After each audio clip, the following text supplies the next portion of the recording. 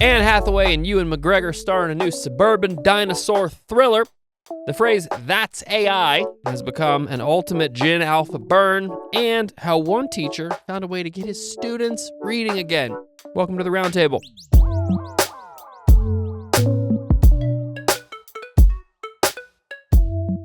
I'm Evan Barber, and I'm here today with Bree Naughton, Irene Tucker, and our producer, Jordan Hall.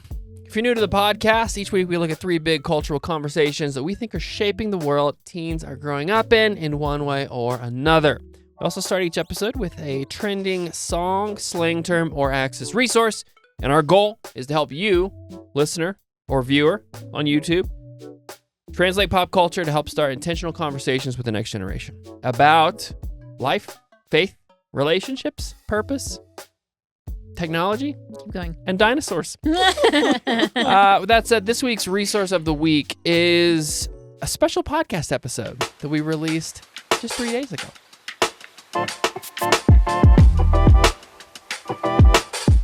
It's called Keeping Up with Culture 101, How to Do What We Do. In this episode, our team kind of reveals the inner workings of how and why we do culture research, including the importance of confirming any apparent online trends with conversations in person with real humans of various generations, but particularly Gen Z, Gen Alpha. What sources we find to be most reliable for researching and confirming cultural trends, and just why we care about this at all. The goal was really to give away our secrets and just to say, hey, here's how we do it. Hope it's helpful. And there's a lot of specific newsletters and websites and influencers that we highlight. For the podcast, I interviewed every member of our Culture Translator research team, excluding CJ Fant, who is on sabbatical and hopefully having a wonderful, restful, beautiful time.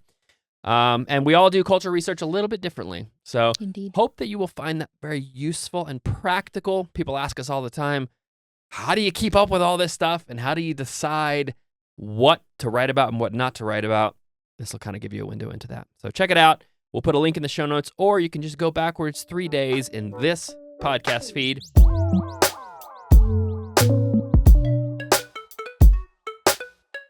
All right, first thing from the top three, The End of Oak Street.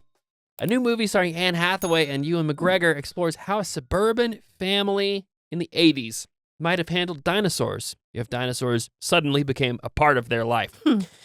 This section of the podcast will contain spoilers for the film. So if you're planning to see it and you don't want to know how it ends, please fast forward to the next section of this podcast where we will be talking about AI. Except for me, who hasn't seen it, Bree is about to be spoiled. Bree is stuck here in real time so hard on the spoiler train. So for reasons that have something to do with wormholes and Carl Sagan, the good people of Oak Street are transported into a prehistoric age, and it doesn't go well. Irene, you've seen the movie. Bree, you have not. I'll start with you. What would you say, what stood out to you about the movie? What were some of the most important themes in your mind, other than there's dinosaurs and we have to watch out? We have to watch out. I think that relationships and forgiveness was a pretty prominent theme, and like relying on somebody. The film kind of starts out with, the 80s block party. Families are happy, but then, this couple kind of quietly goes to a corner and they're fighting. Yep. And the couple being Anne Hathaway and Ewan McGregor. Anne Hathaway and Ewan McGregor, and she's like, this marriage isn't working. And so they're just obviously drifting apart. And then as this neighborhood gets transported into dinosaur land, she realizes how much she needs him and loves him. And I think that even kind of there were some themes about where the dad says to the family, like, God's not going to let us die. Yeah. And then the daughter comes back and she's like, well, what about the other people who are getting eaten outside? Right. Yeah. Interesting. Yeah, it's the movie is not about faith, really, but there's this scene. Well, it's not about faith in God. I would say it is about faithfulness in our relationships with other people in a way. But yeah, there's this scene briefly where the dad says, I know we're going to be all right because God's not going to let us die out here. And then, he gets made fun of. His wife's like, you only go to church on Christmas. And now you're going to say God's going to protect us. Yeah. Which I feel like even that response is kind of interesting because Yeah. I don't think God deals with us according to what we've earned or whatever. Right. Yeah, or Right? like where we've showed up. Yeah. Yeah. But it's played as a joke in the movie. His daughter's like, what about the people out there who are getting eaten in the street? Because there's a lot of people getting eaten in the street. There's a lot of violence. Fast-paced dinosaur eating. All right. Yeah, it's very things don't end well for Oak Right. Street. Yeah. And But I thought that the parallels of that was interesting, like in a time of crisis, how she kind of circled back to wanting to rely on and forgive and make right her relationship with her husband. And I think in crisis we can sometimes do that with God too, where we're like, hey. And I feel like that, I mean, obviously flying totally blind here on that. Fly away. But I do feel like that tiptoes into like a pretty typical question mark for people who are exploring faith or maybe have shut the door on their faith, is that, if what I think is happening to people outside of my realm and I don't see God stepping in here, and here. Yep. I think it does really kind of tiptoe into the age old, like, well, if God is really all good, then what about this? What about evil, essentially, Right. Yep. It very briefly and subtly and in the form of a joke kind of poses that question, I would say. And I feel like there's a lot we could say about that question. Sure. Right on this. People have been talking about that for as long as people have been around. Yep. Since the dinosaur ages, Since you the might say. dinosaurs. But I Evan, mean... I have a question for you. Okay. Do you think that the dinosaurs symbolized anything in this? This is a question Irene is offering in jest because it's a question I have wondered, but I don't know. Not necessarily, but I did wonder as I was watching it, are these dinosaurs supposed to represent something? Because I feel like there's something. There are different things like we're spoiling things. Did I say spoiler alert? Yes, you did. Yeah. Okay, great. Spoilers begin happening now. Anne Hathaway's character is writing a novel. The novel is about a character who is a lot like herself, leaving her family. Oh, okay.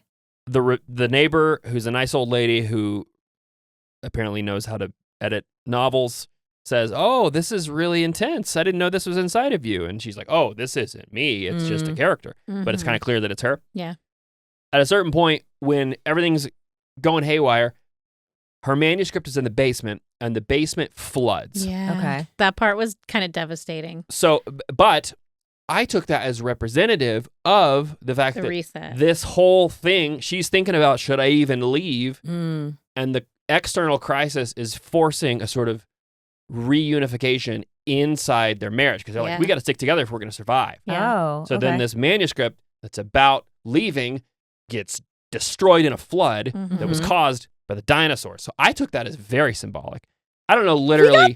We got there. I don't know literally about the dinosaurs themselves, but like that moment in particular struck me that way. Right. Yeah. Again, I don't know how many times I can say I'm flying blind here, but I'm flying blind. Less blind by the moment. Less blind by the moment. But again, having not seen the movie, but film in general. Brie, have you seen this movie? I have not. I'm flying blind, just in case you guys were wondering. What a phrase, by the way. Flying blind. Like, get in this plane. You're blind. You're blind. Go ahead and fly it. See where it goes. I do sort of feel so much of film does this, where we have there has to be a rip through reality, and there has to be some huge, devastating circumstance that causes characters to really reckon with, like, who am I? What am I about? What do I believe? And that's what I'm hearing, is that maybe, Evan, that is what the dinosaurs represent. The rip through reality. It's like that classic, like, every storyline where the hero either has to pick up the gauntlet, transform or die. You know what I mean? And I think I feel like that's what I saw in Anne Hathaway's character in this movie. Yeah. She learns to redirect the energy that she was spending on wondering whether life would be better somewhere else into how can I make the most of where I'm at right now. Interesting. Yeah. Right. And then, dinosaurs. They're hungry and they're coming. That's kind of the danger. They're very hungry. Most of the movie is just running around. It really is. Running through people's yards. It's so real. It's just like back and forth. Yeah. I'm like, where are we going? Yeah. But there's nowhere to go There's nowhere to go, apparently. Because the street is on this circular disc that has been displaced from its current 80s location and taken to the prehistoric There were past. a lot of jaw-dropping, shocking moments in this movie, that's a question I have. Is that for somebody who hasn't seen it? Yeah. Okay, if I did want to take my kids to it, or if I just wanted to go to it, is there anything parents, just be aware of it? It's pretty violent. Okay. More so than like Jurassic gory? Park, or It's been a long time since I've seen Jurassic Park, so it's actually hard for me to remember. Parts are a little gory, Okay. I would say. people very casually get eaten. Okay. Yeah. Yep. Interesting. And it's played as sort of funny sometimes. Very. But then also kind of shocking other But times. listen, that was in Jurassic Park. The guy got eaten off the toilet. That's true. It's kind of like that. Okay. There's lots of that. Okay. Yeah. Mm-hmm. There's a scene where Ewan McGregor knocks a dinosaur out with a T-Rex with a hammer. Yeah. You know what I mean? It's kind of ridiculous. It was wild, and then that scene continues to get way wilder. My son turned. I laughed very loud at I guess inappropriate time, as Evan pointed out, and my son turns to me and he goes, "How is that even funny?" So maybe it's just my sense of humor, but it's great. All right. Yeah. Knowing you and your family, you could take your kids to see this. Cool. I think conversation starter wise, Yeah. something to the effect of, how do you think our family would do if dinosaurs took over our neighborhood? Would be I think that's a fun conversation, potentially actually. very interesting. I think that's Fun a fun, because it conversation. sounds to me that it's a fun movie. It's in as lighthearted as dinosaurs eating people can be. It does sound like there's moments of levity and things like that. Yeah. But it does sound, from what I'm hearing from the two of you, you did walk away with let me think through some of this relational, Definitely. what does relationship mean? What does forgiveness mean? Yeah. And then I think that's a fun conversation starter. And I think the Naughton family would survive. That's what I'm going to say. I think you would too. The I'm glad Naughton to hear family that. would I survive. think we would do great as well. Hope you would too, listener. Now, some have speculated that the dinosaurs in the end of Oak Street are more scientifically accurate. Does that seem reasonable to you guys? Because of feathers? Yeah, the raptors had a little feather action going on. I think Okay. even the T-Rex maybe. And we know this? The Yes. T-Rex had feathers? I think a little How do- bit. who Or knows had this? a How do we- texture. Birds. Because The birds know this? the No, birds, the birds don't the know birds this, but isn't it that birds are the most directly closely tied related to dinosaurs? Have you I've heard of ever that. looked at an ostrich's legs and feet? It does seem somewhat prehistoric. Data. Emus? Are you kidding? Those Uh, are basically Are you kidding? raptors. And And the way more they you talk, cluck. you could be right, but ultimately it is an Metamucil? educated guess. I will Sure. emphasize the word educated, okay? Okay. Yeah. But we're guessing because we weren't there. None of our neighborhood streets have been transported into the past to fair. verify any of this. That's fair. And funnily enough, knock on wood. That brings us to part 2 of our podcast, which is titled That's AI.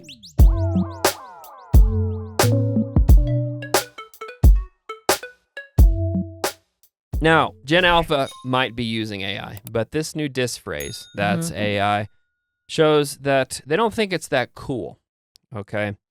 The phrase can be used to critique a video or photo or maybe portion of music that has appeared to be AI generated or sounds or whatever as if it is AI generated. Sure.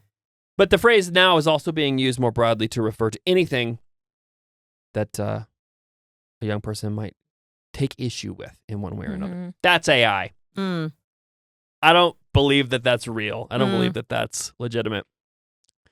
So this is one of the dynamics that was interesting to me. Quoting from an article in Wired, young people typically adopt new consumer technology eagerly, but Melanie Green, a communications professor at the University of Buffalo, says AI is different. This time, the moral panic isn't coming from older generations. In fact, kids are turned off by the way AI is being pushed on them by adults and tech corporations.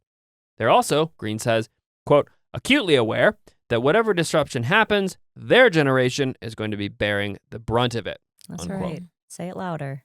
Say it for the people in the back. That's right. The article continues, ergo, the eye rolls on Blue Sky, parents bond over their kids' distrust of AI, with many claiming that their children come home saying, that's AI, to mean that's BS.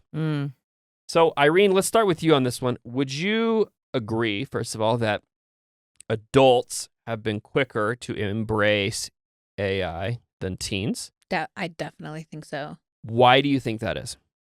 I think maybe adults have more pressure to streamline than kids might have. So that might have been the initial adoption, or the initial like appeal of AI would be like, hey, this can make my grocery list easy. Yeah. Oh, this can make my, help me understand this form. I actually used it this morning to understand like a legal form, and it was very like helpful, like gave me bullet points. So there are, I think, some great uses for AI. And then I think because of those like small ways that we've adopted it, then it was easy to like adopt it to address everything. Yeah. And I think kids are looking at this going like, I don't want that. And I know that. I think we're also the Y2K generation though too, where we remember when that was all the stir. We remember what was happening, before the internet took over. And like, I can still remember looking up movie times in the paper versus, what I mean? Or calling movie phone or whatever. Yeah. And so I think there's a portion of us as adults that are like, well, like that worked out pretty okay to some degree. There was all this fear about what technology was going to do, and that didn't play out. That wasn't as this bad is probably as going to be we fun thought. too. Exactly. And so maybe it's easier for us to adopt it. Because the inevitability, or? I don't know if it's the inevitability. I think in some ways, I heard it said this way, is that every so often man invents fire and it takes several years to figure out if they're going to burn themselves or not. And so I feel like we kind of felt that way with the internet in general. Like, is this going to burn us? And then we're like, oh no, it wasn't that bad. And so we're almost putting that same lens on AI, which in my opinion, I think is probably naive, in my opinion. Yeah, I mean, I feel like even the internet. I would agree. It did burn us, but I think some of us have kind of been like, well, it's here to stay. The toothpaste is out of the tube, right? Yeah, right. Whereas I think our younger generation, who has grown up entirely with digital, they have seen just almost the avalanche of how fast something can get out of hand. Yeah. That's just what I'm thinking. Yeah. I hope that their distaste for it does put like a slowing down of the use of it. Like maybe our generation or whatever it is will use it easily. Yeah. But I hope that when it gets to them that they are more willing to go, I don't need this. I can think for myself. But it seems like there's a parallel track happening here with social media, in the sense that there's a lot of disillusionment. I think a lot of, Gen Z, Gen Alpha, they have no illusions about the fact that social media is bad for our mental health, but still feel like, well, this is where all my friends are, so I kind of have to use it, right? I feel like there's something similar happening with AI, which is, I kind of resent this, and AI art is hideous, and I'm not that excited about potentially, not having as many options for jobs when I grow up, but also the adoption rates are somewhat substantial. In part because it's just interesting. It's interesting to be able to ask a chatbot a question and then have it tell you something. And I don't know, there's some other research that found that we talked about this a couple weeks ago, that Christian teens were twice as likely than the average teen, quote unquote, to see AI as useful, trustworthy, and even preferable at times to talking with a human being. Yeah. There's a whole theological angle there that's still kind of mysterious to me. But it's I don't know what to do with that, because I feel like the sort of mistrust makes a lot of sense, but then it's also mistrust mixed with resignation, and I'm not sure where to take that. I just hate that it is being forced on them. I think that's what's difficult. Like I have a 6-year-old, and his teacher uses AI for everything, and he very audibly tells me how much he hates it. And he's like, she makes us watch AI videos, and she's like, it's very cute, and he's like, it's annoying. And but it's like maybe the older generation are the ones that are raising the younger generation, and they believe in this, so they're kind of enforcing it on our kids. And I hate that for them, because what is he supposed to do? You know what I mean? Or them. Like, it's a difficult place to be in. But I do love the fact, even at 6 years old, that he's having a very audible response to it, and we're hearing teens have very audible responses to this. I think you can look back at different decades, and you can see the ingredients of it are different, but you can see the youth kind of rising up in different decades of the Vietnam War or whatever the case might be. There would be this audible cry of like, we don't want this, and you're forcing it on us. And my hope would be that our youth, if they don't want it, would continue to speak up about it, because I do think so much of culture and so much of life is a pendulum where we'll be too far to one degree. So human nature is to swing all the way to the other degree. And I think to an extent our generation did. The people who the tech bros or whomever that are pushing AI have swung us far. They've overshot what I think they thought culture was ready for. And I hope that as culture we would fight back and say, we don't want this. And push that pendulum even ever so slightly back to it, like humanity is what makes life worth it. You know what I mean? Yeah. So. Yeah, I like that. What do you think pushing back, like if you were to try to make that concrete, what does that actually involve? And to what extent? Yeah. Because I mean, I use Perplexity as a search engine. Sure. I use Claude to summarize lengthy documents sometimes. You know, I'm. Like, it's useful. There are useful elements of it. Sure. So I'm curious, in particular, what would pushing back look like in a way that did not swing all the way to the other side of the pendulum, but that could actually... I mean, I think you said something really important right there, is that there's useful elements to it. There were useful elements to the Dewey Decimal System. There's useful elements to... to recipe boxes. There's useful elements to the internet. Like there's a useful element to being able to take large amounts of information and put them into a succinct space, right? I do agree with that.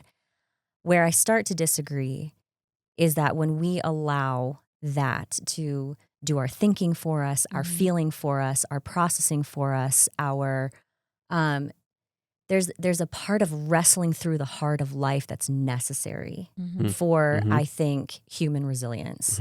And when we offset that to something that does not have a living, breathing, blood-pumping heart, we are doing ourselves and the next generations such a disservice.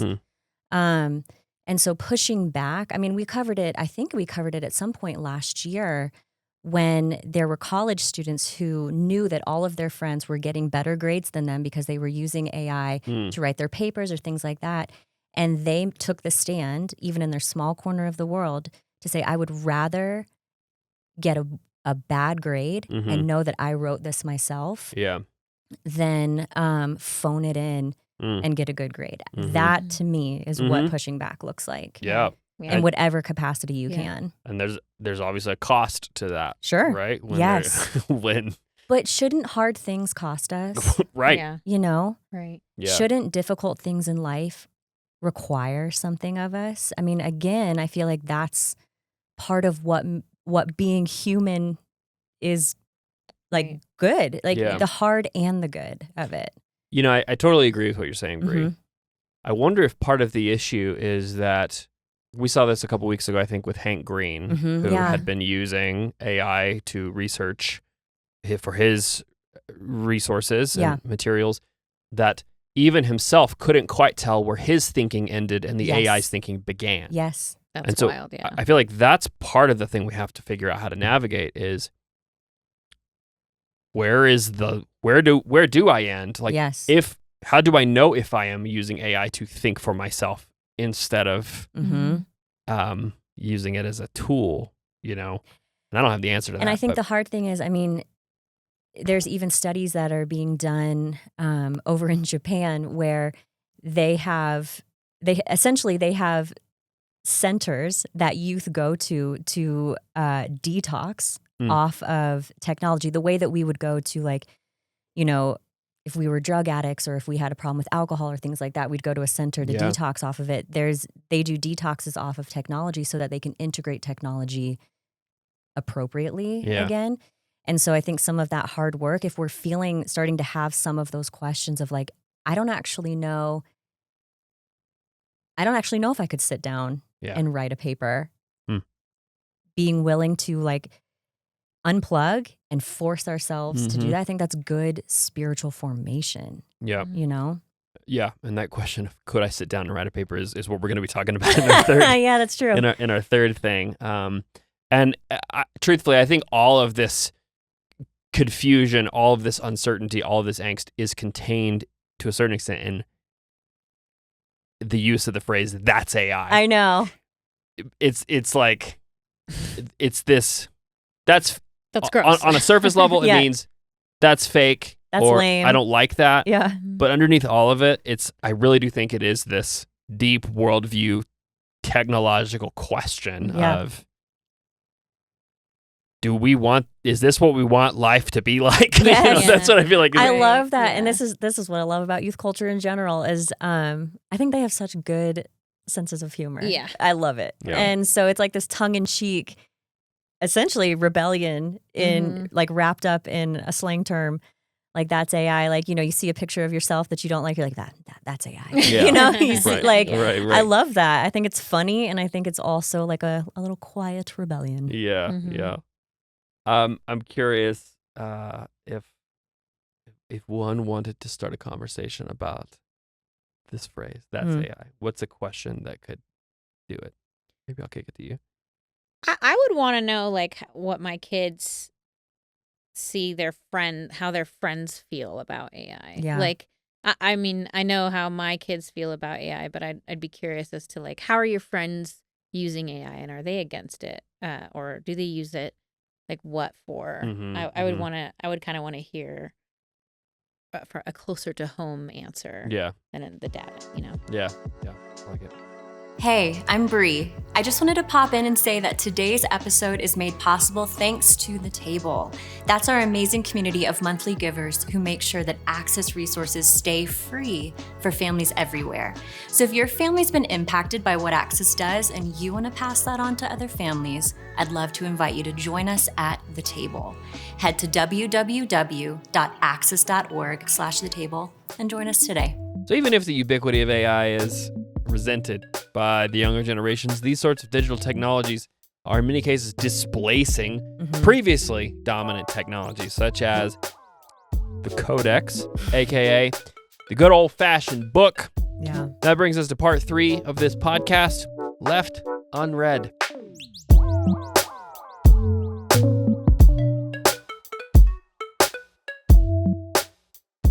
Darius Williams, a teacher in Houston, Texas, made headlines recently for breaking down in tears over the fact that his seniors couldn't complete basic literacy tasks.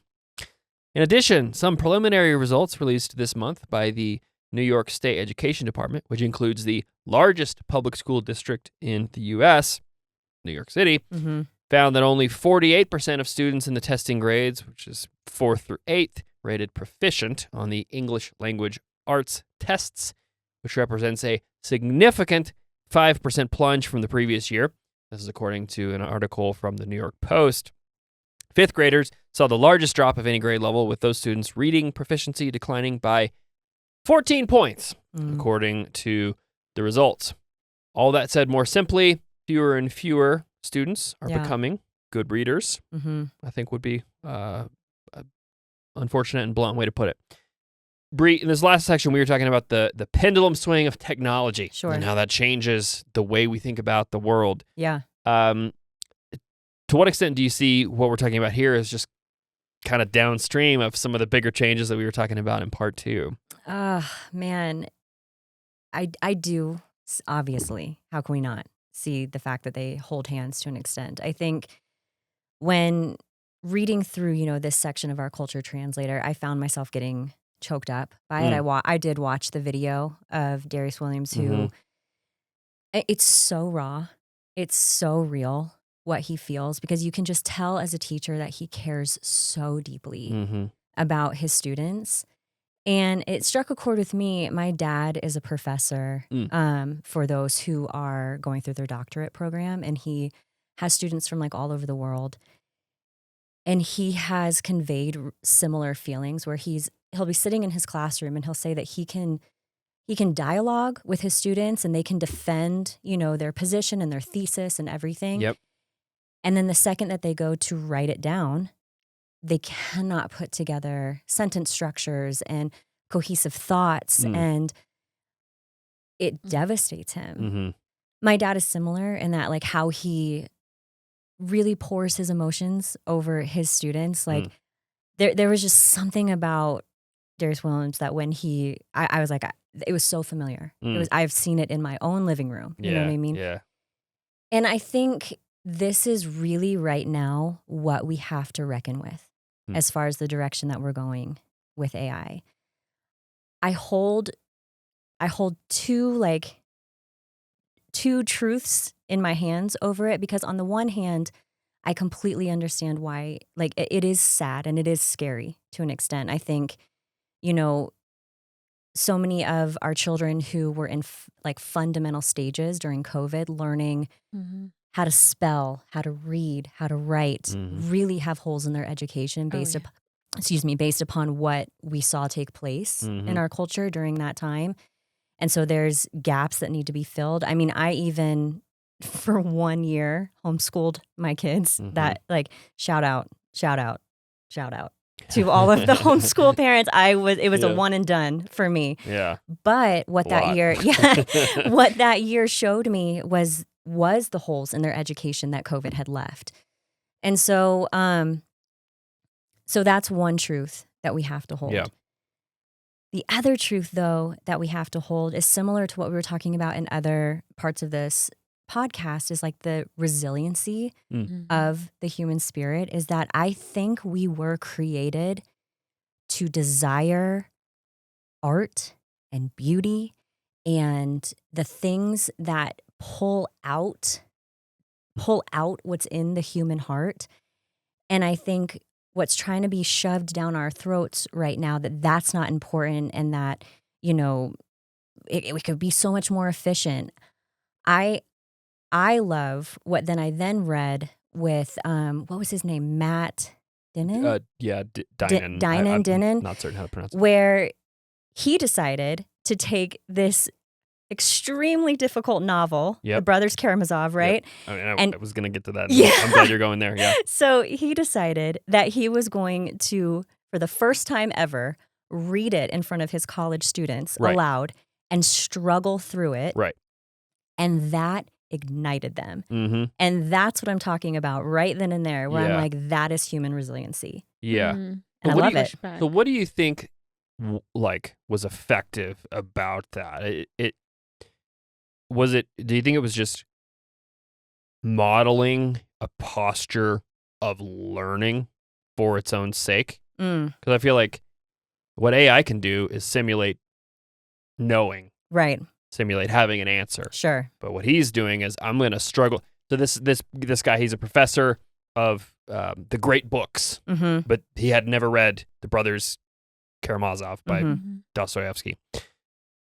And so he was like, I'm going to let them see me struggle through it, and I'm going to let them watch me learn through it. Yes. Do you think that's what it is? It's just like, oh, learning actually is good, not just acting like we already know. It's the embodied energy of like the struggle. And I think that watching that is what would ignite me. You know what I mean? Like when something just knows something and it's like there's no emotion in that. But when, I mean, I feel like it's a literal physical energy exchange where he stood there and he did this in front of them and they could feel his struggle and there was that exchange. And I think that is inspiring and is passion, and that is what we love and seek as humans. Yes, I think there's something about, you said, the exchange of energy that I think is so interesting about that point, because I think there's so many layers to it. For one, he took a risk in front of his students, and it paid off because his students, what he characterized to them is like, it's okay to struggle. Like, this is actually really good. I think about it when you go to like your child's play, right? Like if you go to a school play for your kid and one kid is like misses their line or forgets their line, and you can tell the whole audience comes alive. As soon as the kid remembers the line, like everyone starts cheering. There's something about like rising above that we love. Yeah. And it made me think, so I was a huge reader when I was little. It was the Roald Dahl books that kind of ignited it for me. It made it like silly and fun and interesting, and it was so child-centric, and like the child was always the hero in many ways. And so Matilda had like a profound impact on me, and I wanted so desperately for my kids to be readers.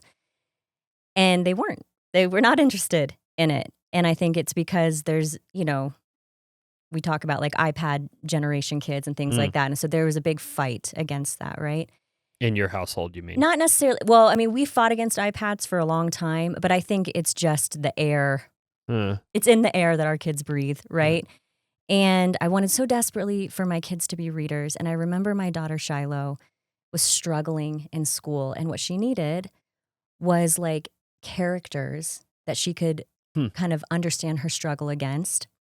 And so I remember making a bet with her. I was like, if you will sit down and read Little Women, and she's 10, by the way, if you will sit down and read Little Women cover to cover, then I will pull you from school and you and I will watch the movie together. And it'll be this like moment for us. And it took her a couple of months to make it through Little Women, but she struggled through it to the end. And then that set her off to want to try all of these other. And so I see some of that in what he did. You know, he struggled in front of them and then ignited some curiosity in them as well. Yeah. That's awesome. Yeah. I wonder how often all you need is a little friendly wager in terms of you can do this. Yeah. I mean, I think too, I had, I kind of see something really similar in, the struggle that I watched in my daughter, but then also what Matt Dinan was doing with his own students. And he had this really interesting quote. He said, "Today's educational problems are often attributed to a deficit of focus or attention, but attention is an anemic way to understand what allows education to transform people." And so then he ended up concluding that modeling curiosity and an overall posture of learning could reconnect students with the heart of education. And so modeling curiosity, modeling struggle, modeling pushing forward. When somebody else sees us do something heroic, in a sense, it reignites in them like, I want to do that. Yeah. I can do that too. Right. And it seems like permission to learn requires giving permission to fail. Yeah. To not already know. Yes. Right. Because I think that's one of the biggest blocks to actually asking the question that maybe you have is you feel like you're supposed to already know. And it seems like this professor kind of modeled like, I don't actually know this book yet. And so I'm going to try to. Yes. He had heard about parts of it, I'm sure. Sure. But like, I don't already know. And from that, hopefully you can see you don't have to already know. You can learn. Learning is an option. And I think what AI gives us is like, we feel like if we already arrive at the answer and we already know it, it's foolproof, it's fail-proof. But really, life is winning and learning. There really isn't failure, because failure is this like amazing opportunity to learn. It's good information for us, you know, and sometimes that information comes at the cost of crashing and burning. But hopefully you won't crash and burn that same way again because you've learned something from it. It's a process. So, yeah, That's I think awesome. I loved it. I loved what he did. Yeah. Is there a conversation around that topic of like failure and permission to not already know I love that. that you think could be good? Yeah. I think it is. I think it's this it's almost like a Aristotle-esque type way of asking our kids questions of what's the worst thing that could happen if you failed? And then whatever their answer is, and then what? Yeah. And then what? And then what? And helping them draw the line that failure is actually not the worst thing that could ever happen. And it's not the end. And it's not the end of Oak Street. Just kidding. But I, you know, when I kind of looked at this whole segment, there is this portion of a drive towards curiosity. And another word for curiosity is like a drive towards wonder, which I think we were created for. You know, like I think about the psalmists a lot where it says, you know, when I consider your heavens, the work of your fingers, the moon and the stars, which you have set in place, what is mankind that you are mindful of them? Human beings that you care for them. We were designed to wonder at the magnificence of God. And one of the most magnificent things that God ever did was create humanity and create our ability to think and to feel and to create alongside him and to marvel and to strive and to be devastated and to cry and to be joyful. Like, sorry, I'm getting like kind of emotional. That is like, those are the fingerprints of God, and like, how dare us take it away by like shoving something like AI or efficiency down the throats of our next generation. There is such a negative direction that we're taking, but to give our parents some hope, I truly believe in the resiliency and the goodness of what God created in humanity Will come out. Yes. Yeah. Yes.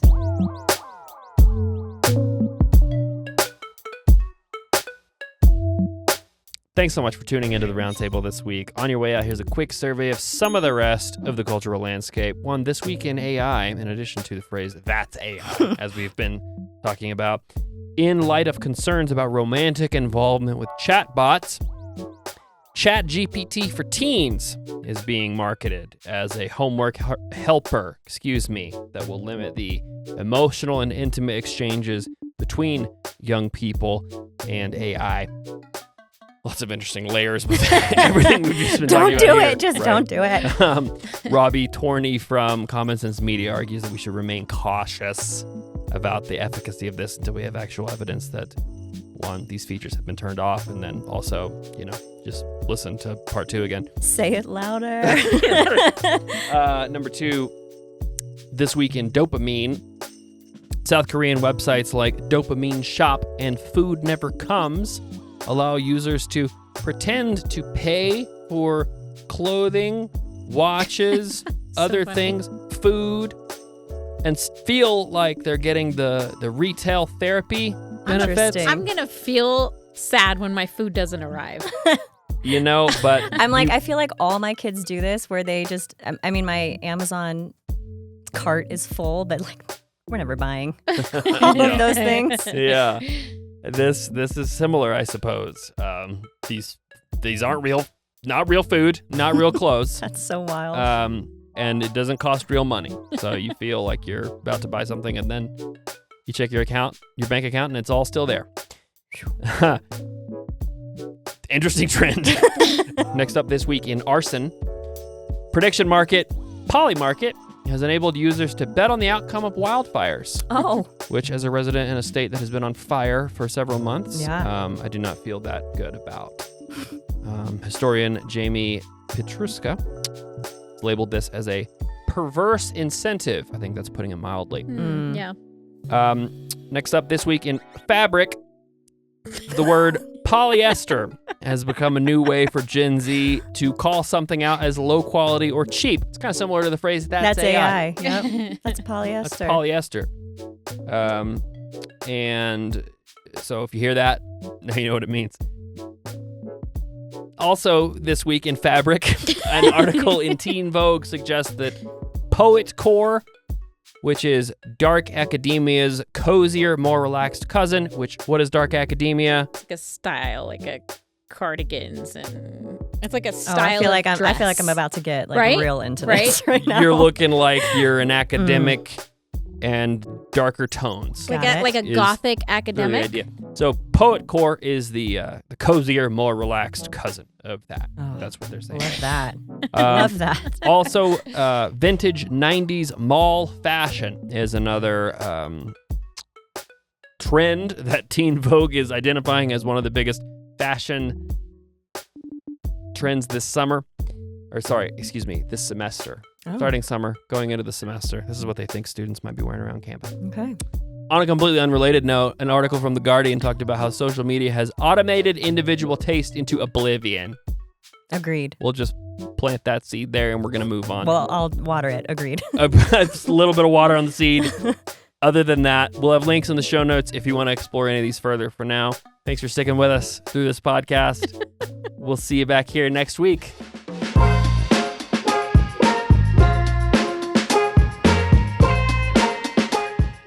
Thanks so much for watching. This podcast is made possible because of our generous donor community, The Table. To help us support more parents and other caring adults through culture translation, we'd love to invite you to check out The Table by clicking right here. Also, if you've been impacted by what we do, would you consider letting us know with a like, comment, and/or subscription, as well as sharing this episode with someone you think could benefit? Thanks for caring about having intentional conversations with the next generation.